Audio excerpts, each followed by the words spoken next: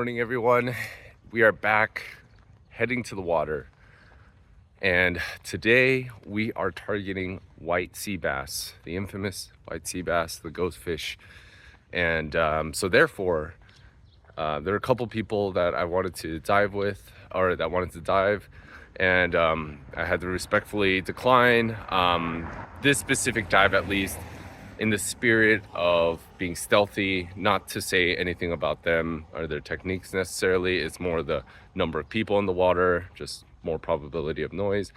With that being said, it is the weekend, so we probably will have a ton of people in the water, most likely. Probably the most popular, well-known spot in SoCal for white sea bass, probably. But anyway, we're heading out to get white sea bass. Trying to stay stealthy, quiet. We're gonna limit, restrain ourselves from shooting any reef fish, even if they're large. And then maybe towards the end, when we start giving up and we don't see any, maybe we'll go after some reef fish like sheephead, calico, maybe some opaleye. We'll see. But anyway, we're gonna head out there now. Conditions look good. When I look at conditions, I primarily look at surf height, given for shore diving, especially in these rocky areas. You want to be safe as best as possible, or higher, like make it a little bit easier on yourself for entry and exit. So I look for about 1 to 2 feet is like great. 2 to 3 is like okay. Anything past that for me is a little like unless it's like known for sure that the conditions are going to be good visibility wise. But yes, anyway, so surf, I know a couple of you have asked for shore diving. It's surf. I look at first wind, how fast is the wind and where is it coming from. Will you be protected from a cove or whatnot? And then a couple things like tides, things like that. But those two are like pretty much my main indicators. And then also, of course, like anecdotal reports. And then I know Beach City Scuba does like daily, almost daily visibility reports. Though they're further south, they're in like the OC area. I use them as a general indicator because they put visibility out there like almost every day. Beach City Scuba, thank you. I've been using them for so long, so thank you. But yeah, let's go into the water. Let's head over there. Let's go get a fish. Still have the shirts, so they are embroidered Dive Spirit in collaboration with Ed Pack, a designer that I collabed with. So this design, Challengers of the Deep, is still available. So check him out on my website. More about the artist, and also support the channel, support him through one of these shirts. So thank you so much. Hats are still available too.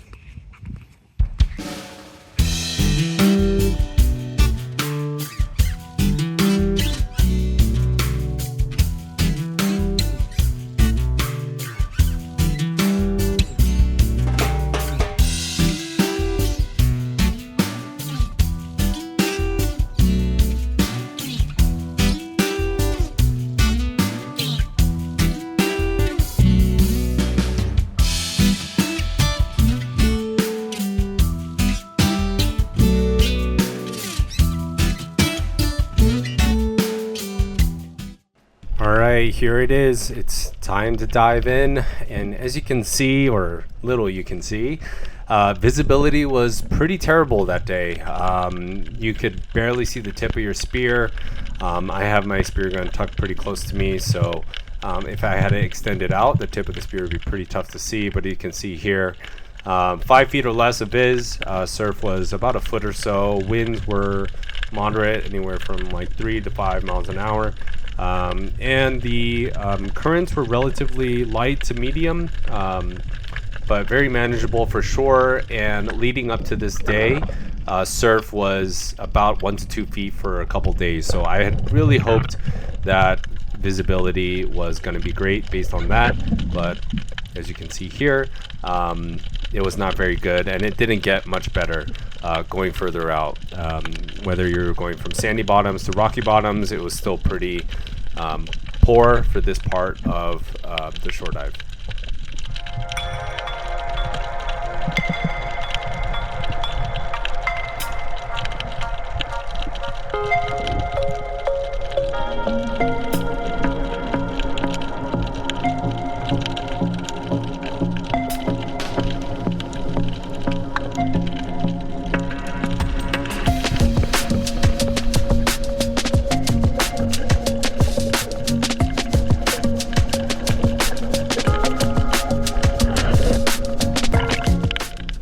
conditions are still bad and they maintain that way, but one thing I want to show you here, there are plenty of reef fish in this clip, but with my left hand here, what I'm doing is anchoring myself to the rock as the current goes in and out from this particular point.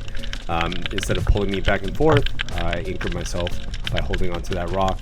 You can see a lot of perch on the right hand side, and I've noticed, generally speaking, when the current comes towards you in these reef areas, you do get potentially some larger fish that come forward. This is a kelp fish, always really cool to see. They usually hang out in the mid column of the kelp forest, and you'll find them within the kelp itself, but these are a little perch.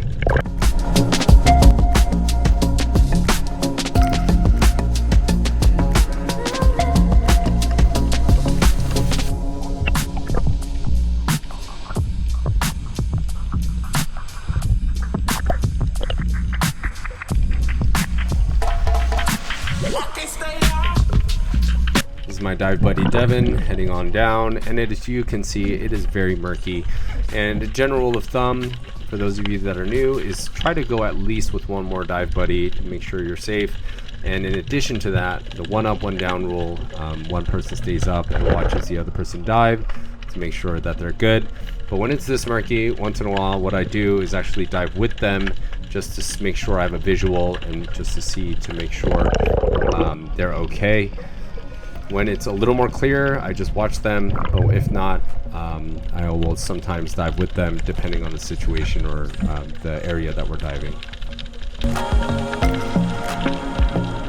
So no ghost fish today, but on the way back, I did see this 2-spot octopus walking around. Usually you see them in holes and crevices, but I took the opportunity, grabbed it, and so we're going to cook up some octopus. This is a 2-spot octopus, and it is available for fishing all year round. So the reason why they're called 2-spot octopus, or one of the reasons, is for their 2 spots, obviously, and those 2 spots can be found one under each eye right before the tentacle starts. You see the black little circle there. But some of the predators that they look out for are the sea lions, harbor seals, moray eels, sheephead cabezon, most sand basses, and obviously us humans. So a lot of the lower level kind of hanging around reef fish, and of course sea lions, things like that. They typically live from anywhere from 12 to 18 months, and they can get up to around 6.5 pounds, so definitely a good weight. No white sea bass, but we did snag an octopus. Really cool. Just out walking around, see its camouflage there. If you do catch one of these, the quickest way and most humane way to dispatch them is bite them right between the eyes, or right above or right below. I think it's right below the eyes.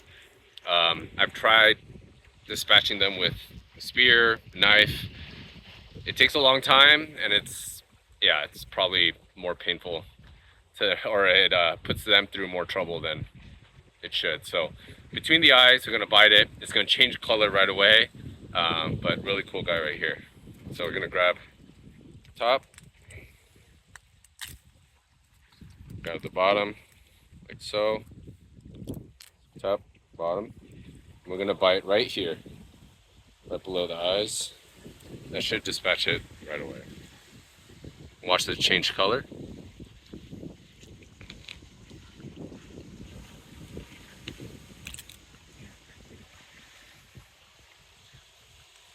See it start to change, it's dispatched.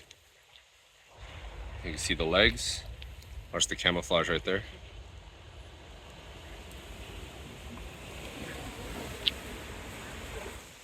It's gonna start turning white a little bit, but there we go, dispatched quickly, humanely. And there we go, we have ourselves some dinner. Taking a stop at Toyko Central. If you haven't been to this one, this is the Gardena location, and they have amazing things. It's huge. It's like their flagship store. I'm not sure about that, but it might as well be. Let's go. My favorite thing in the food court. So good. I get the original or the spicy scallion and sriracha.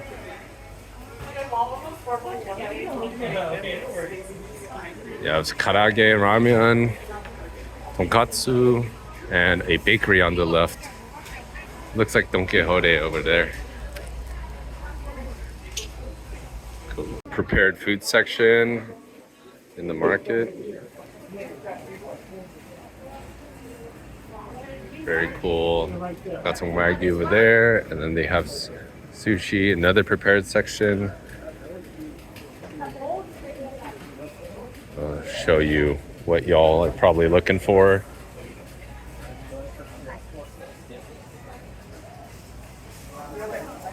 Huge selection.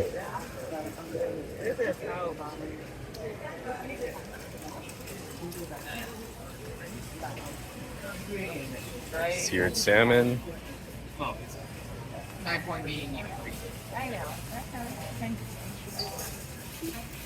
How huge this place is. The second floor is like merchandise. It looks like they're building stuff actually, but this place is huge. All right, y'all. We got some takoyaki and some, what is this? Inari. Inari. Obviously different kinds. We're gonna dig in. No fish today, so this will have to do. This is a staple, Toyko Central in Gardena. Check it out. Be careful not to burn your face. Half bites first. That's actually perfect. Oh yeah, we're good. Waited a little long. All right, everyone, we are in the kitchen and we are gonna do a catch and cook with that octopus. Today, we're gonna be making a Korean octopus stir fry, better known as, or in Korean, known as Nakji-bokkeum. Nakji meaning octopus. Bokkeum is like a stir fry or essentially that. So let's go over the ingredient list and let's get cooking. So starting with the veggies, you're gonna need sesame leaves, garlic, half an onion, some carrots, cabbage, green onion and or scallions. So those goes for the veggies. Next up, you're gonna need some soy sauce. We're gonna add some red pepper paste right here, also known as gochujang in Korean. Next, we have red pepper flakes, gochugaru in Korean. Some agave or sugar. Some sesame oil, not much left, but we're gonna use the rest of this. And then, of course, our octopus in there, the one we caught during our dive. And then it's not gonna go into our food, but you could use some flour. This is to get that slimy membrane off of the octopus, but you don't have to. This is just an extra. Again, this is not going into our dish. So let's get started. This is pretty much our spread. Let's get cooking. Let's first clean this guy. What we're gonna do is gut it. I'm gonna gut Mr. Octopus here. What we're gonna do is separate the head, or this the head portion to the body. I'm gonna use a pair of scissors. Cut it there. This here.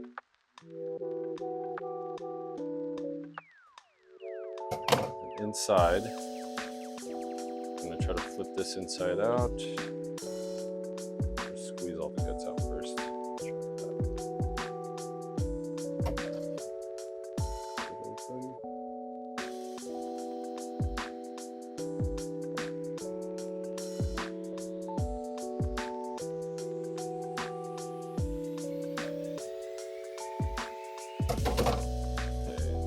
Clean out the insides of the head.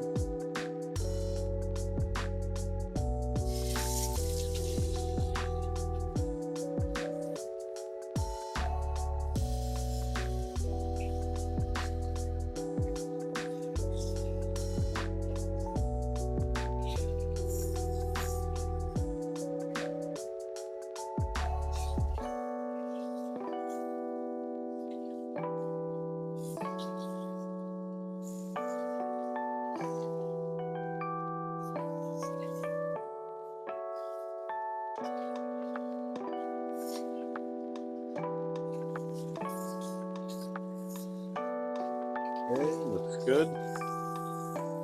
And now we're gonna take out the eyeballs.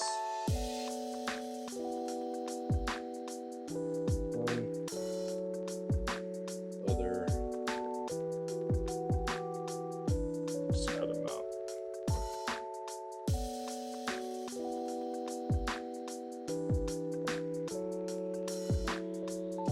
eyeball's gone. Get a nice clean. Inside, let's take the beak out. So I already did it from the back, or the top, I guess. There it is. So usually what you would do is go from the bottom, cut around, and then pull it out. So we're good there, all clear. Do a nice rinse. There we go, we have our sort of. Okay, next we're gonna take off the skin. So essentially all of this black brown piece right here, and then we're gonna be left with just the white meat before we clean it. So let's do that. We're gonna skin it. It took me a little bit to start, but once it gets going, it's relatively easy to peel. Show you a little bit more. All right, this might take a while, so I'll see you in a little bit. All right, we just finished skinning. This is very labor intensive, but we got it done. You see that there, the nice white meat, some of the suction cups there. We're gonna give this a nice little rinse first. And what we're gonna do next after this rinse is we're gonna use flour and salt. And this is gonna help get rid of some of the excess membrane, essentially that gooey stuff outside, and it'll help tenderize the meat a little bit. This needs to be pulled off, but we're good. So now we're gonna add some salt. And this is gonna be rinsed out later, or right after, so don't worry about, we're not seasoning it by any means. Some flour, it's a lot of flour. And we're gonna mix it around. And during this process, you actually wanna massage the octopus, tenderize it. I'm gonna use both hands. Just pretend you're like wringing out a towel. Use this time to really tenderize it.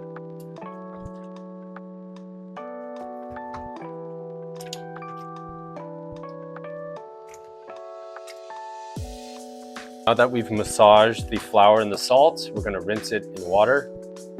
Turn the water on.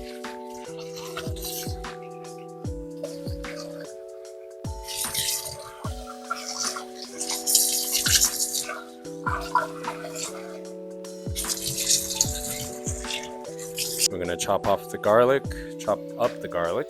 so it's nice and fine.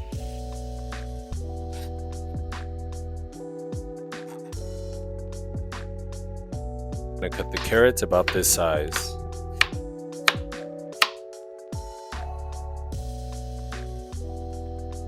Slice up the onions.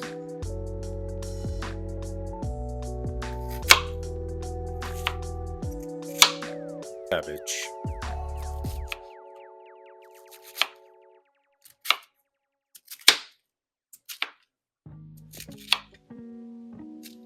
Let's cut up our green onion or scallion.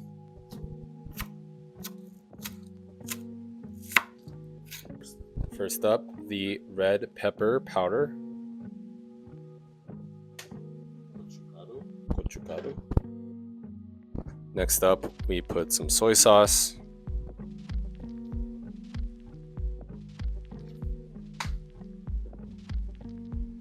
And then after that, now time for the sauce. We have our gochujang, which is like a red pepper paste.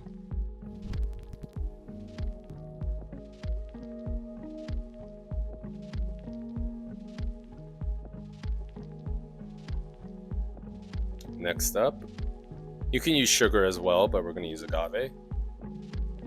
Some sweetener.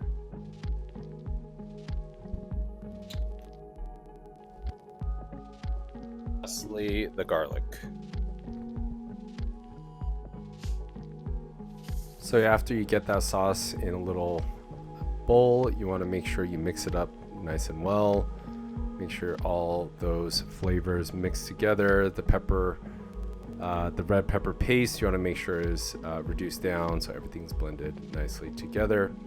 Next up, we're gonna lightly coat our pan with some olive oil or oil of your choice, and then we are going to start cooking up some garlic, and we want to make sure the garlic is cooked pretty well. It starts bubbling a little bit. And once that happens, you want to add in 4 spoons. You heard it right, spoons of water.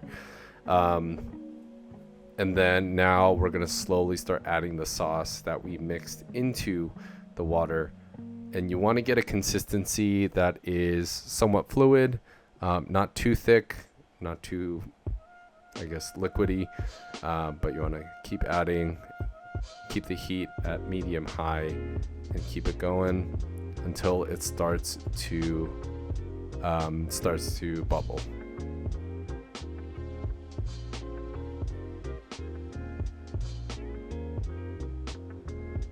And then once it starts to bubble, that's when we can start adding the veggies that we cut up. So the cabbage, the carrots, the onions, the scallion as well, or the green onion.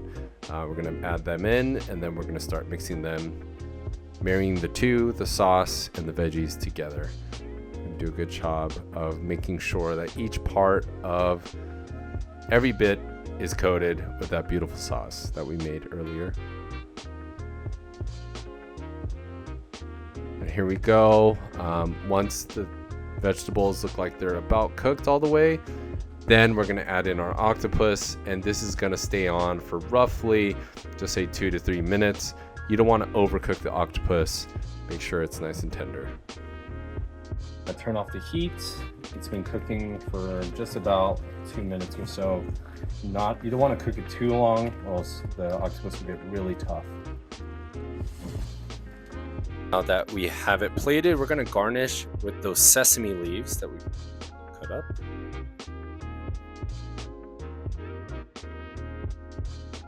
That looks amazing.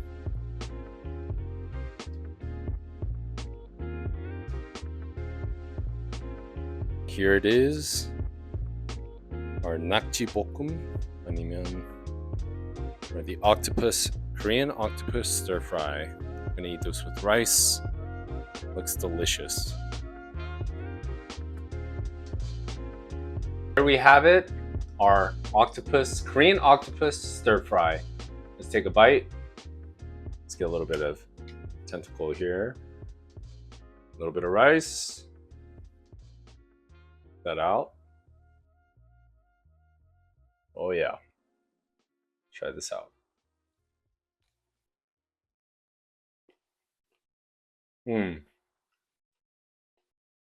So good. Again, you don't want to overcook the octopus. Nice and tender. Make sure you take the time to skin it. But a really simple recipe. Relatively simple. And I'm going to keep eating. Thank you for watching. I'll see you on the next one.